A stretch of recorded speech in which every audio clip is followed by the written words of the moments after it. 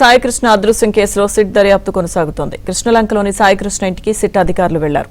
కుటుంబ సభ్యుల నుంచి వివరాలు సేకరిస్తున్నారు. సాయికృష్ణ కుటుంబ సభ్యుల స్టేట్మెంట్ రికార్డు చేశారు.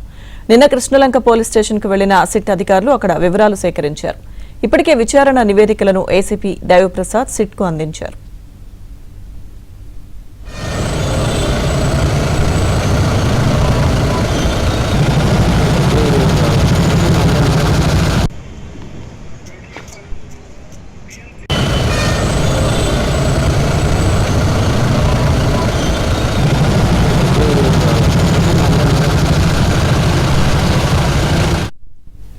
విజయవాడ సాయికృష్ణ అదృశ్యం కేసులో సిట్ దర్యాప్తు కొనసాగుతోంది. కృష్ణలంకలోని సాయికృష్ణ ఇంటికి సిట్ అధికారులు వెళ్లారు. కుటుంబ సభ్యుల నుంచి వివరాలు సేకరిస్తున్నారు.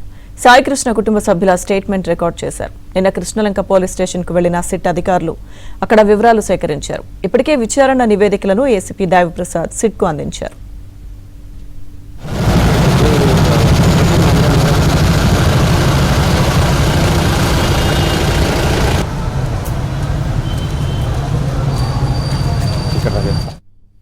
సిట్ దర్యాప్తుకు సంబంధించిన పూర్తి సమాచారం మా ప్రతినిధి ప్రసాద్ లైవ్ లో అందిస్తారు.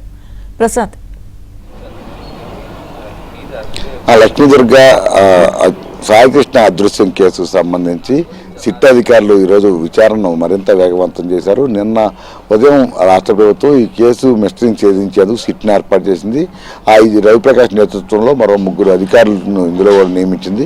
నిన్న సాయంత్రమే రంగంలో దిగిన సిట్ కృష్ణలంక పోలీస్ స్టేషన్లో మొత్తం ఈ ఘటన ఏదైతే లాకప్ డెత్ జరిగిందని ఆరోపిస్తున్నారో ఆ ప్రాంతంలో ఆ కృష్ణలంక పోలీస్ స్టేషన్ మొత్తాన్ని కూడా పరిశీలించింది. ఎక్కడెక్కడ ఏ విధంగా అనుమానాలు వ్యక్తమవుతున్నాయో ఆయా ప్రాంతాలను కూడా పూర్తిగా పరిశీలించి అప్పటి వరకు 3 రోజులుగా విచారణ చేసిన ఏసీపీ దైవప్రసాద్ నుంచి కూడా మరింత సమాచారం రాబడింది. వారి ఇప్పటి వరకు ఎవరో స్టేట్మెంట్లు సేకరించారు, అందులో ఏమేమి చెప్పారు అనే అంశాలపై కూడా ఆ రికార్డును కూడా సిట్టు స్వాధీనం చేసుకుంది. ఇక సిఐ నాగరాజుతో ఎవరైతే సిబ్బంది కానిస్టేబుల్ పనిచేస్తున్నారో వారికి సంబంధించి ఆ కాల్ చేయడానికి కూడా తీసుకున్నట్టు కూడా చెప్తున్నారు. నాగరాజ్తో వారు ఎప్పుడెప్పుడు మాట్లాడారు, అదేవిధంగా ఏ సమయాల్లో ఎంతసేపు మాట్లాడిన అంశాలకు సంబంధించి కూడా ఈ మొత్తం రికార్డును స్వాధీనం చేసుకున్నారు. ఇక ఈరోజు ఉదయం సాయికృష్ణ నివాసాన్ని కృష్ణలంకలోని సాయికృష్ణ నివాసానికి వెళ్ళారు. దాదాపు 2 గంటల నుంచి కూడా వారి ఇంట్లో ప్రస్తుతం విచారణ జరుగుతూ ఉంది. ప్రధానంగా ఈ కేసులో మొదటి నుంచి కూడా విజయలక్ష్మి సాయికృష్ణ తల్లి సీఏ నాగరాజుపై పలు ఆరోపణలు చేశారు. ఈ కేసులో తన బిడ్డను తీసుకెళ్లి కొట్టడమే కాదు చంపి దహనం చేశారంటూ కూడా ఆమె మొదటి నుంచి ఆరోపిస్తున్నారు. ఆమె ఆరోపించిన సంబంధించి అలాగే మొత్తం ఈ కేసు ప్రొసీజర్కి సంబంధించి ఏ విధంగా ఎప్పుడెప్పుడు ఏ సమయాల్లో వారు అనుమానాలు వ్యక్తం చేశారో ఆయా సంబంధించి ఇప్పటివరకు ఏసీపీ దైవప్రసాద్ ఎంతవరకు వాటికి సంబంధించిన ఆధారాలు సేకరించారు, అదేవిధంగా ఫర్దర్గా మనం ఎటువంటి నిర్ణయాలు తీసుకోవాలనే అంశాలపై కూడా ఆలోచన చేస్తున్నారు. ప్రస్తుతం అయితే కుటుంబ సభ్యులతో మాట్లాడటంతో పాటు వారి నుంచి మరోసారి కూడా స్టేట్మెంట్ కూడా తీసుకుంటా ఉన్న పరిస్థితి కనిపిస్తూ ఉంది.